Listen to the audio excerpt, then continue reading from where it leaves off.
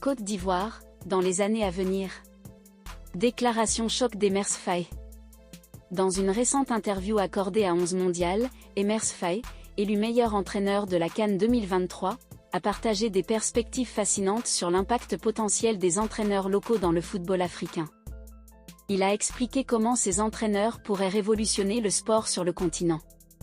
Faé a d'abord expliqué pourquoi, traditionnellement, les dirigeants africains favorisaient l'embauche d'entraîneurs européens. Il a souligné que ces choix étaient souvent influencés par une préférence pour des coachs issus de pays européens, notamment français, en raison des liens linguistiques et culturels avec plusieurs nations africaines francophones.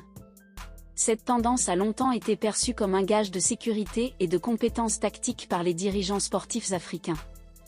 Avant, ce qui était important pour les dirigeants africains, c'était de prendre des entraîneurs européens. Souvent, ils prennent les Français, car il y a beaucoup de pays francophones. Ces dirigeants étaient donc rassurés, a-t-il déclaré.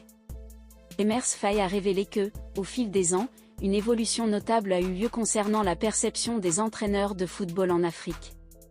Les dirigeants africains, qui avaient autrefois une préférence marquée pour les coachs européens, font désormais de plus en plus confiance aux entraîneurs locaux.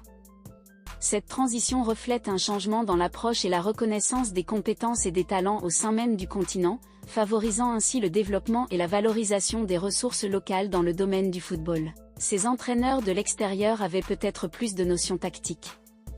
Mais depuis quelques années, vu que les formations sont universelles, on prépare les entraîneurs de la même manière en Afrique qu'en Europe. C'est pour ça que l'on fait plus confiance aux coachs africains, a-t-il continué. Pour conclure, Emers Faé a exprimé sa confiance quant à la poursuite de cette évolution, anticipant que les pays africains continueront de briller sur la scène mondiale.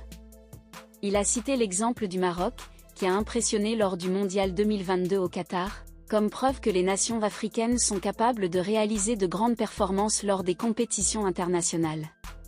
Cette dynamique, selon Faé, devrait s'intensifier à l'avenir, renforçant le statut et la réputation des entraîneurs africains dans le football global. Avec le temps, la tendance va s'accentuer. On ne change pas les choses du jour au lendemain. Ça vient petit à petit. Dans les années à venir, les pays africains, à l'image du Maroc en 2022, seront plus nombreux à faire de gros parcours dans les grandes compétitions.